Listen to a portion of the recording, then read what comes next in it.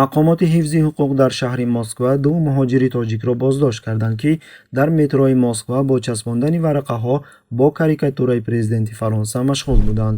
Дар ин бора рӯзи 3 ноябр Оҷонсии федералии иттилоот бо истинод ба як манбаъ дар ҳифзи ҳуқуқ хабар дод.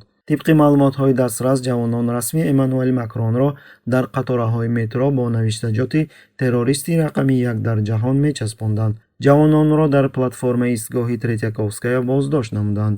аз ҷавонони боздоштшуда варақаҳо мусодира карда шуд ва нисбати онҳо парвандаи маъмурӣ тартиб дода шуд. онҳо дар бораи амалҳои худ баёнотҳои хаттӣ навиштанд, менависад манбаи интернет.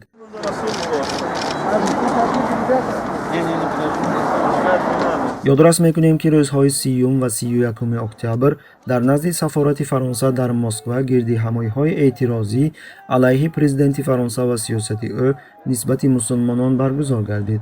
наворҳои дахлдор дар шабакаҳои иҷтимоӣ ва расонаҳои гуногун нашр шуданд. тавре ки дар видеонаворӣ нашр шуда дида мешавад, дар байни тазоҳургарон муҳоҷирон аз кишварҳои Осиёи Миёна низ иштирок доштанд.